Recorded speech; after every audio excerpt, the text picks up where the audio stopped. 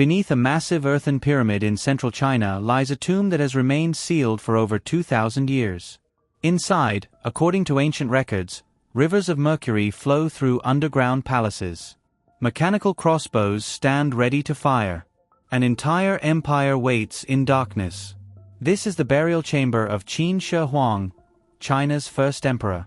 And despite decades of archaeological advances, no one has dared to open it.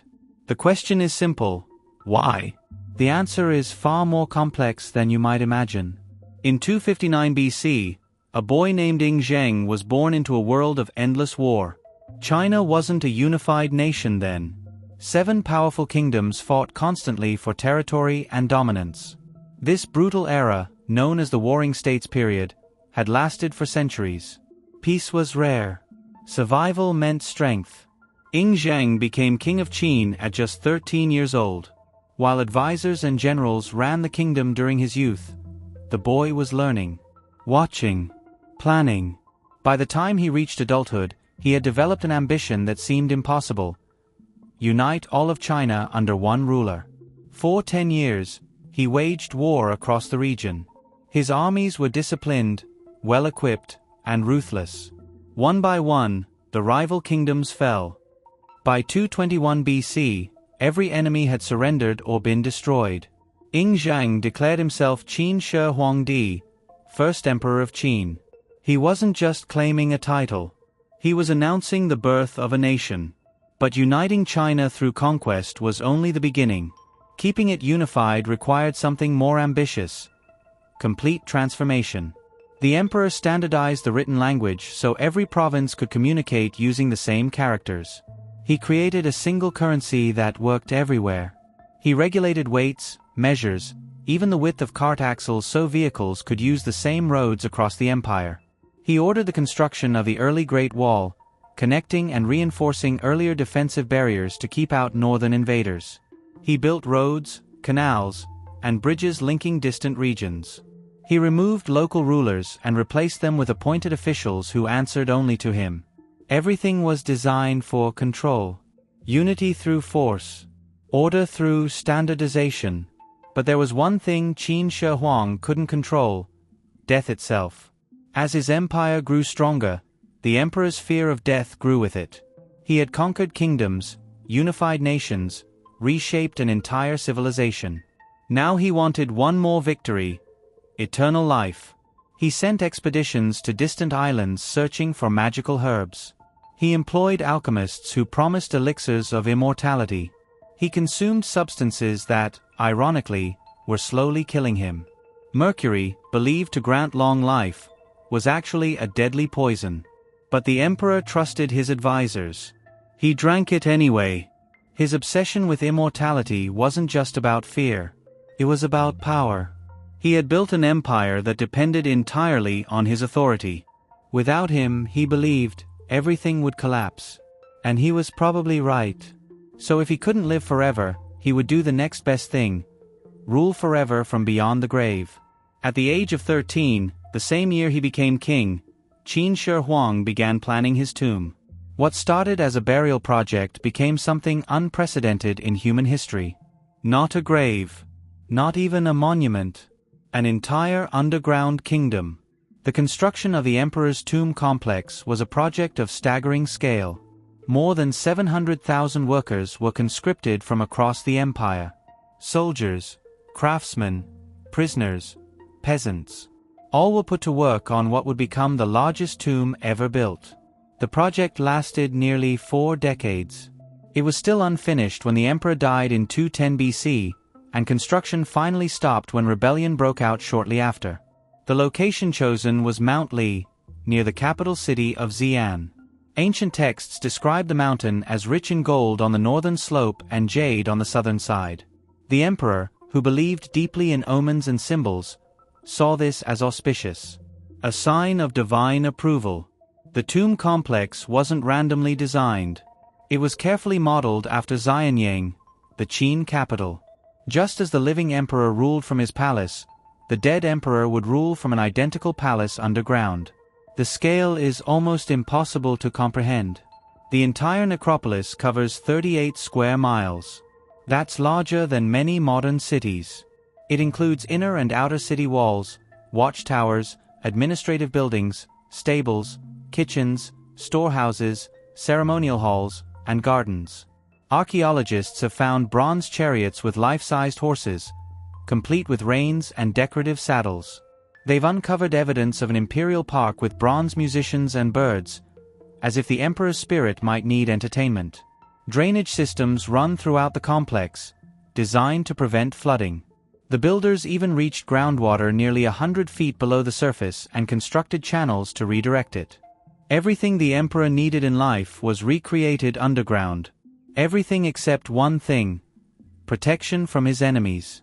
Even in death, Qin Shi Huang remembered that he had built his empire on conquest. 6 kingdoms had fallen to create unified China.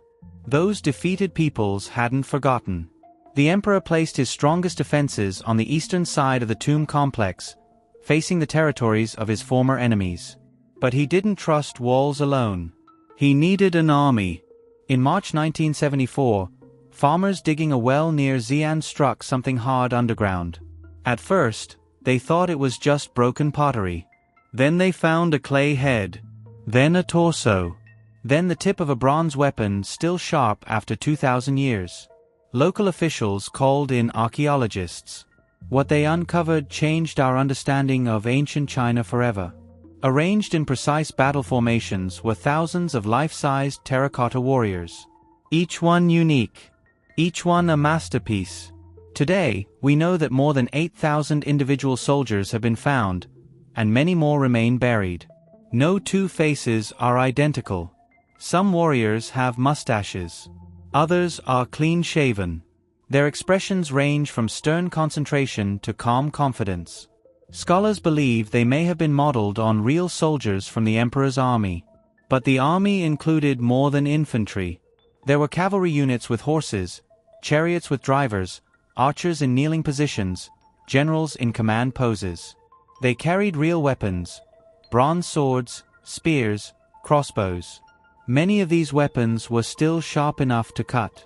And beyond the military, archaeologists found something even more remarkable: representations of civilian life. Acrobats frozen mid-performance. Musicians holding instruments. Court officials with scrolls. Stable boys. Even clay ducks and swans near what appears to be an ornamental pond. These figures weren't just art. They were a complete recreation of imperial life. The emperor expected to continue ruling in the afterlife exactly as he had in life. When they were first created, all these figures were painted in brilliant colors. Skin tones, armor in red and black, robes in blue and green. The terracotta army must have been breathtaking. But when the figures were excavated and exposed to air, disaster struck. The paint began cracking within minutes.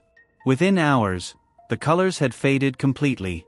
Most warriors today appear in natural clay gray because their paint was lost the moment they were uncovered. This was a devastating lesson for archaeologists. In their eagerness to reveal the army, they had destroyed something irreplaceable. The original appearance of these figures is lost forever. That mistake changed everything about how scientists approach the tomb today. So far, 4 major pits containing the terracotta army have been fully documented. Pit 1 holds the main infantry force. Pit 2 contains cavalry and archer units. Pit 3 appears to be the command center with high-ranking officers. Pit 4 was left completely empty, probably abandoned when construction stopped after the emperor's death. But these are just a fraction of what's buried here. Hundreds of additional pits have been discovered across the 38-square-mile complex. Some contain animals. Others hold entertainers or officials. Many haven't been excavated at all. And at the center of everything sits the emperor's actual tomb. A massive earthen mound shaped like a low pyramid. According to ancient records, this is where Qin Shi Huang himself lies, surrounded by treasures beyond imagination. But no one has opened it. No archaeologist has entered. No scientist has examined it. No official has even attempted to break the seal. For over 2,000 years, the central burial chamber has remained completely untouched. To understand the fear surrounding this tomb, we need to talk about Sima Qian. He was a court historian who lived about a century after Qin Shi Huang's death. In his masterwork, Records of the Grand Historian, he provided the only detailed description we have of what lies inside the tomb. According to Sima Qian, the burial chamber contains a complete model of the Qin Empire. Rivers and seas, but not made of water. Made of mercury. These liquid metal rivers were designed to flow through the tomb using mechanical systems, simulating the Yangtze and Yellow rivers. The ceiling was painted as the night sky with stars and constellations. The floor was shaped like the landscape of China. Palaces and towers filled with rare treasures stood throughout the chamber. But what truly captured attention were the warnings about security measures. Sima Qian wrote that crossbows had been rigged to fire automatically at intruders. These weapons were hidden behind walls and ceilings, triggered by pressure plates or tripwires. They were designed to kill anyone who dared enter. For centuries, historians assumed these stories were legends. Exaggerations meant to glorify the emperor. After all, Sima Qian never saw the tomb himself. He was reporting stories passed down over generations. Then scientists tested the soil. In the early 2000s, research teams began analyzing soil samples from around the burial mound. They were looking for any chemical signatures that might reveal what lay beneath. What they found was shocking. Mercury levels in the soil reached over 1,400 parts per billion. That's far above normal background levels. Dozens of additional tests showed mercury spread in patterns consistent with Sima Qian's description of flowing rivers. The ancient historian wasn't exaggerating. The mercury rivers were real. This changes everything. Mercury is highly toxic, especially in vapor form. If the tomb has been sealed for over 2,000 years, mercury vapor could be trapped inside at dangerous concentrations.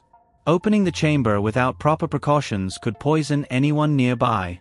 Even with modern protective equipment, disturbing a sealed environment filled with mercury vapor poses serious risks. The gas is invisible, odorless, and deadly. Exposure causes neurological damage, organ failure, and death. That's the first reason scientists won't open the tomb. But it's not the only reason. If the mercury rivers are real, what about the crossbows? Ancient Chinese craftsmen were remarkably skilled. Crossbows from this period have been found in excellent condition, with bronze mechanisms that could theoretically still function.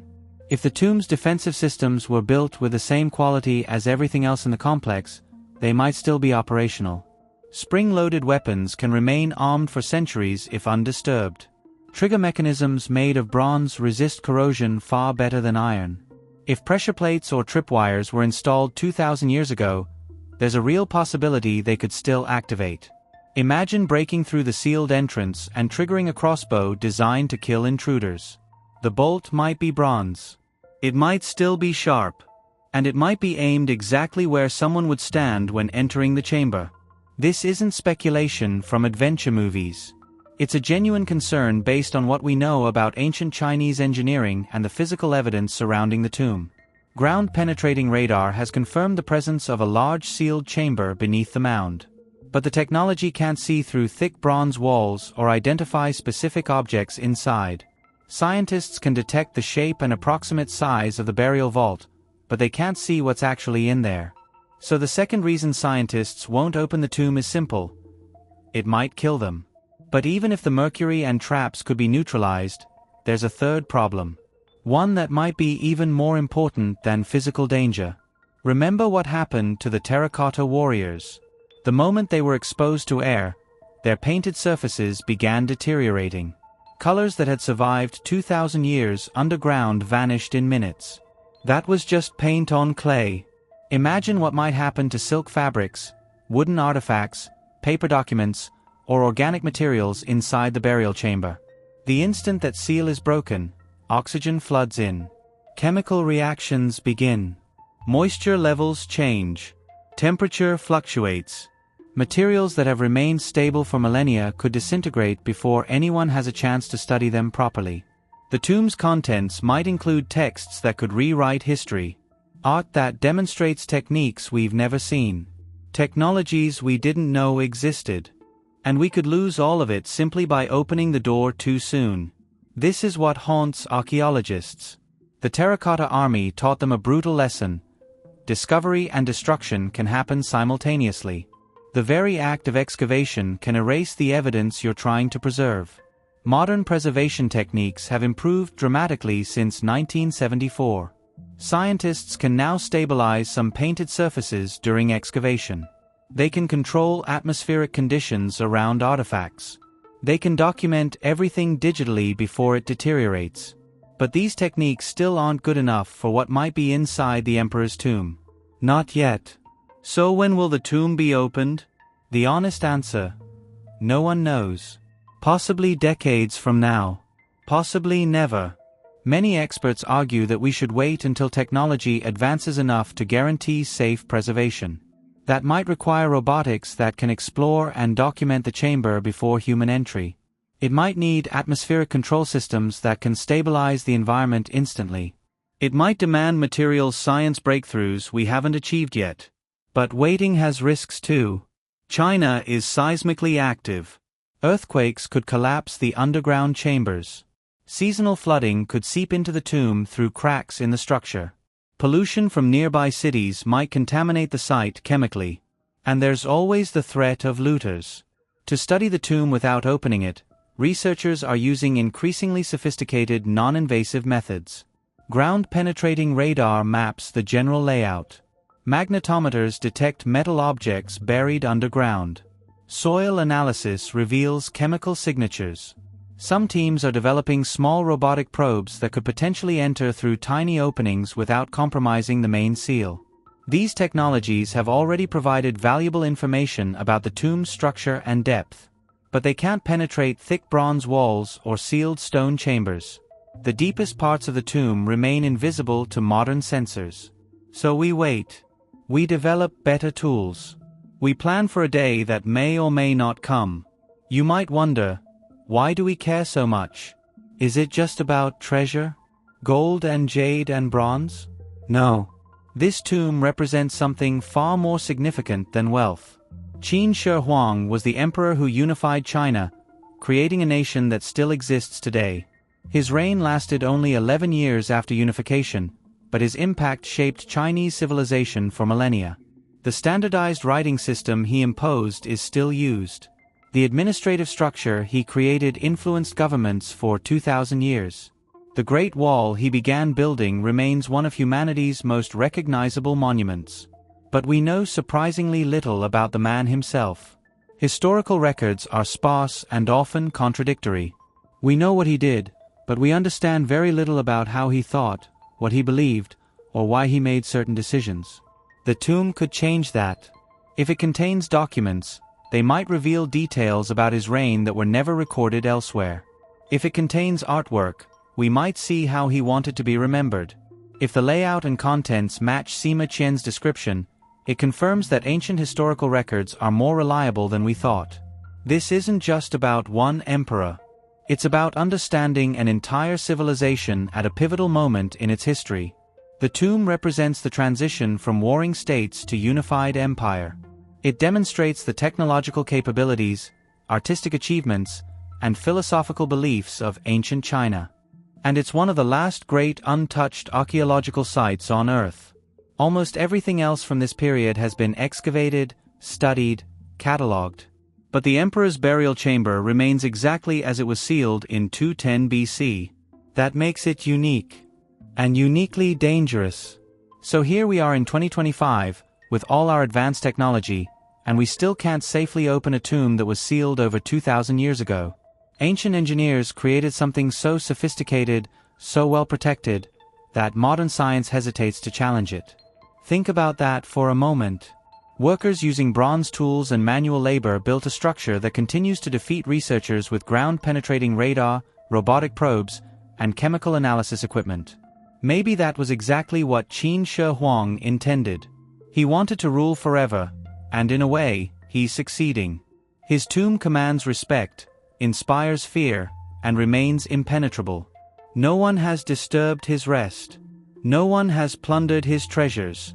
No one has even seen his face. The emperor who tried to conquer death didn't achieve immortality through magical elixirs or mercury potions. He achieved it through engineering. Through scale. Through a monument so imposing that humanity still doesn't dare to open it. Beneath that earthen mound lies a mystery that has endured for over 2 millennia. Rivers of mercury flowing in darkness. Bronze crossbows waiting to fire. An empire preserved in clay and metal and stone. And at the center of it all, an emperor who believed he would rule forever. He might have been right. The tomb remains sealed. The emperor remains undisturbed. And scientists remain terrified of what they might find if they ever gather the courage to break that ancient seal. Perhaps some doors are meant to stay closed. At least for now. The tomb of China's first emperor waits in darkness, keeping its secrets for another generation. Or perhaps forever.